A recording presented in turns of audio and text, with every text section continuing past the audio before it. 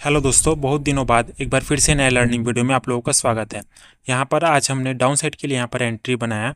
यहाँ पर एक रेजिस्टेंस का पॉइंट था, उसी को देखकर हमने यहाँ पर एंट्री बनाया। आगे हम पूरा समझेंगे क्या लॉजिक था।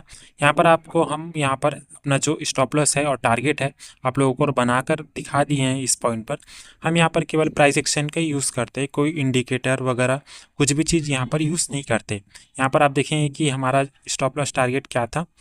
थोड़ी देर बाद आप देखेंगे कि जब मार्केट अपने साइड में जाने लगा तभी हमने यहाँ पर एक ट्रेंड लाइन बना दिया। अब यहाँ पर हमारा जो स्टॉप लॉस है वो ट्रेंड लाइन के बेसिस पर था। अगर ट्रेंड लाइन के ऊपर क्लोज करता तो हम निकल जाते। यहाँ पर आप देखेंगे कि धीरे धीरे मार्केट हमारे टारगेट के पास पहुँच रहा था, तभी यहाँ पर एक बड़ी कैंडल आए, ये हमारा प्लान था। लेकिन यहाँ पर थोड़ा सा रिजेक्शन लगना स्टार्ट हुआ, फिर मार्केट थोड़ा सा और नीचे आए, ये हमारा प्लान था। लेकिन यहाँ पर करीबन हम 10 सेकंड तक रुके। यहाँ पर 2 बार रिजेक्शन लगने के बाद जब थोड़ा सा मूवमेंट कम हुआ फिर हम यहाँ पर निकल गए। थोड़ी देर बाद टाइम भी कम बचा होता। तो चलते हैं अपने ऑर्डर बुक पर, समझते हैं पूरा लॉजिक। तो अभी हम आ गए अपने पीएनएल पर। यहाँ पर अब हमारा ऑर्डर बुक देख सकते हैं। महिंद्रा एंड महिंद्रा स्टॉक पर हमने यहाँ पर ट्रेड किया।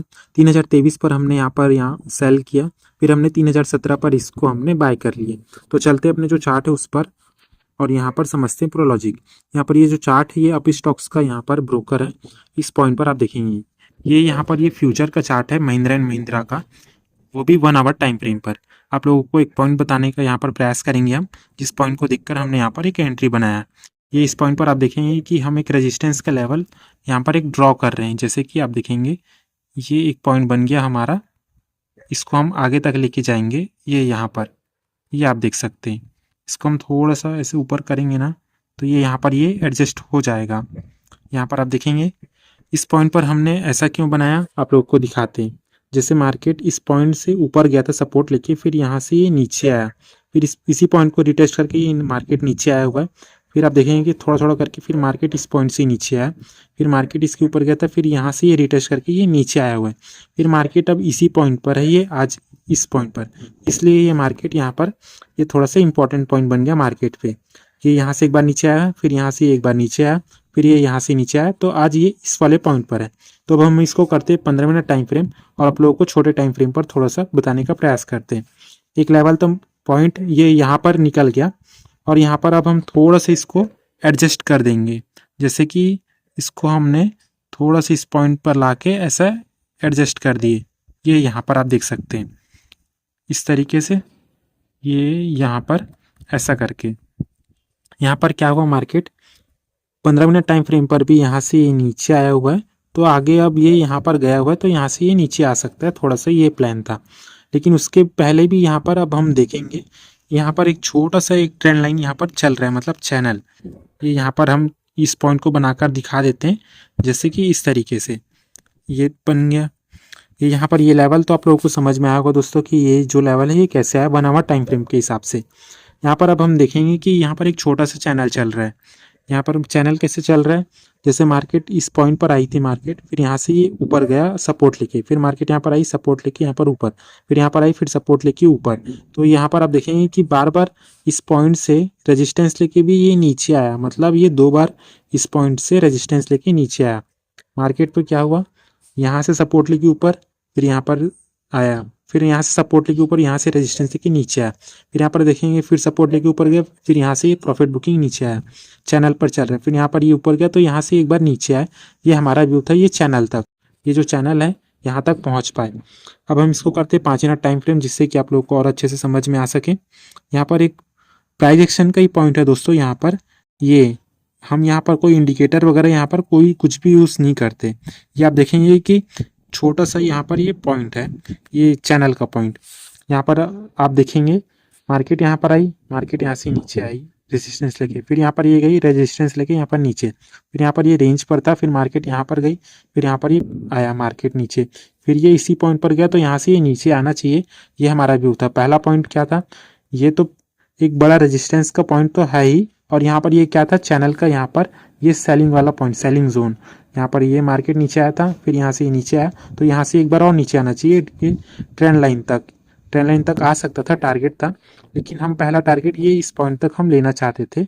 ये वाला जो पॉइंट है सपोर्ट का पॉइंट, थोड़ा सा ये आप देख सकते हैं। इस पॉइंट पर आप देखेंगे यही हमारा व्यू था इस पॉइंट पर।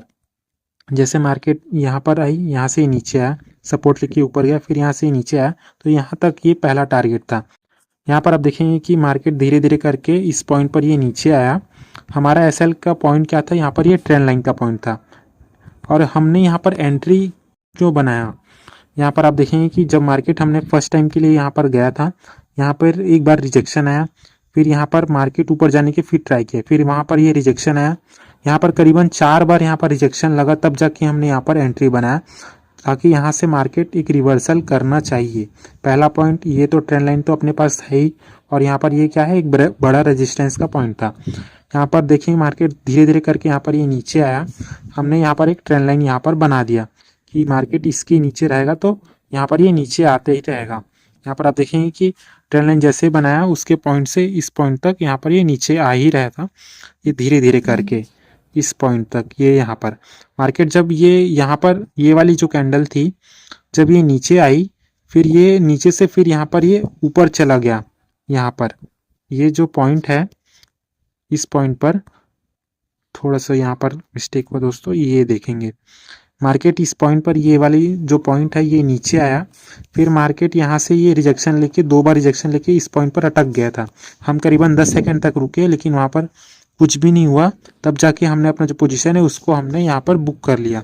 जो भी पॉइंट था हमने यहाँ पर अपना जो ट्रेंड लाइन है उसको हमने इस पॉइंट पर ऐसे करके बनाया हुआ था। ये यहाँ पर आप देखेंगे कि ऐसे करके, यहाँ पर आप देखेंगे ये टाइम भी कम बचा हुआ था, 2 बज के करीबन 52 मिनट कुछ हो चुका था।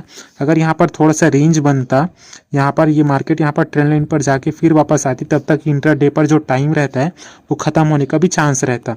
यहाँ पर आएगा, ये तो पॉइंट था हमारा। ये आप देखेंगे कि हमारा जो टारगेट का पॉइंट था वहाँ तक मार्केट इस पॉइंट तक पहुँचा भी है थोड़ा सा। अब देखेंगे यहाँ पर 90% प्लस यहाँ पर पहुँचा हुआ है। फिर भी हम यहाँ पर आप देखेंगे कि हम यहाँ पर वेट कर रहे थे कि एक बड़ी कैंडल इस पॉइंट तक आ जाए, ये यहाँ तक, ये यहाँ तक जगह था, यहाँ पर आ जाए, लेकिन यहाँ पर ये ऐसे ही नहीं आया। फिर थोड़ा सा ऊपर गया, फिर 3 PM यहाँ पर ऊपर गई, फिर यहाँ पर ये तब जाके यहाँ पर नीचे आया हुआ है। तो आई होप आप लोगों को समझ में आया होगा दोस्तों कि हमने यहाँ पर एंट्री कैसे बनाया। यहाँ पर हमारा रिस्क और रिवॉर्ड रेशियो क्या था, हम वो भी बनाकर दिखा देते हैं आप लोगों को। यहाँ पर हमने एक एंट्री बनाया था, ये इस पॉइंट पर हमारा अपना जो एसएल है वो ट्रेंड लाइन का पॉइंट था, और हमारा जो टारगेट था वो ये वाला पॉइंट था, लेकिन हम यहाँ तक अचीव नहीं कर पाए। हमारा जो टारगेट था वो हम केवल यहाँ तक ही ले पाए, इस पॉइंट तक। तो ऐसे वीडियोस के लिए आप हमारे चैनल को सब्सक्राइब कर सकते हैं। Thank you.